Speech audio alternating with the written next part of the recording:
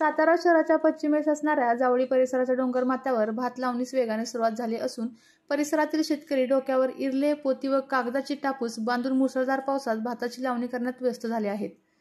जावळीमधील रांगेघर कास बामणोली हा परिसर घाटमाथा म्हणून ओळखला जातो. हा परिसर सह्याद्रीच्या पर्वतरांगांनी वेढलेला आहे. या ठिकाणी पावसाचे प्रमाण अधिक असते. येथील डोंगर उतारामुळे पावसाचे पाणी पूर्णपणे वाहून जाते. यामुळे जमिनीत कमी प्रमाणात पाणी मुरते. जमीन लाल माती व मुरमाड असल्याने येथील शेतकरी मोठ्या प्रमाणावर भात, नाचणी, वरी ही पिके घेतात. या भागातील जमिनी निकृष्ट व डोंगर उताराच्या तसेच लाल मातीच्या असल्याने पिके चांगली येण्यास खूप मशागत करावी लागते. येथील शेतकरी डिसेंबर-जानेवारी महिन्यात ऐन जांभूळ, उंबर अशा झाडांची कवळे बांधतात. होळी या सणानंतर तरव्यांची भाजणी केली जाते. पावसाळ्याला सुरुवात होताच जून महिन्याच्या आत तरव्यांमध्ये भाताच्या बियांची पेरणी करून लावणीसाठी 21 ते 30 दिवसापर्यंत रोपाची योग्य वाढ झाल्यानंतर पारंपरिक पद्धतीने अवताच्या साहाय्याने भाताच्या वावरात चिखल करून त्यामध्ये तरव्यातील भातांच्या रोपाची लावणी करण्यात येते. डोक्यावर इल्लीचा आधार घेऊन पोती, कागदाचे टापूस बांधून मुसळधार पावसात शेतकरी भात लावणी करत आहेत. सातारा जिल्हा जावली तालुक्यातील रानगेघर या गावात आज आपण भात लागण करण्यासाठी मी जीवन बजरंग भोसले या ठिकाणी आपण भात लागण करत असतो. भात लागण करत असताना या गावचं मुख्य पीक म्हणजे भात.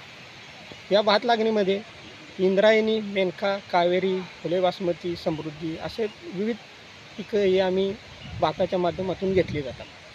या गावचा उदरनिर्वाह बऱ्यापैकी जर बघितला आपण तर भाताच्या या पिकावरच चालला जातो. आमच्यात एक 15 ते 20 कुटुंब आम्ही एकत्र येऊन ही भात लागण करत असतो.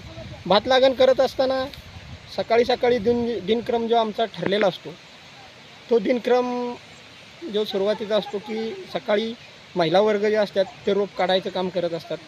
दुपारी बैलजोडी, आमच्याकडे अडीअडचणीचं गाव असल्यामुळं आमची बैलजोडीनंच बऱ्यापैकी शेती ही केली जाते. बैलजोडीनं वावराची नांगरणी, कुळवणी आणि पाटळणी करून दुपारच्या नंतर महिला वर्ग परत रोप लागणीचं काम करत असतात.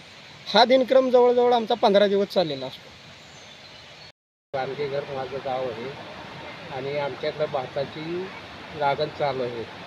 सकाळी आम्ही रोप पडतो, परत चिखल करतो, खत टाकतो आणि आमच्याकडं माणूसबळ कमी असल्यामुळं आम्ही एकामेकाला धरून ते लागण करतो. आणि मेनका, कावेरी, परत इंद्रायणी ही आमच्याकडं भातांचे नाव आहेत. आपल्या तालुक्यातील जिल्ह्यातील बातम्या सर्वप्रथम पाहण्यासाठी आजच सातारा न्यूजला YouTube चॅनलवर सबस्क्राईब करा, लाईक करा, शेअर करा आणि बेल आयकॉन प्रेस करायला विसरू नका.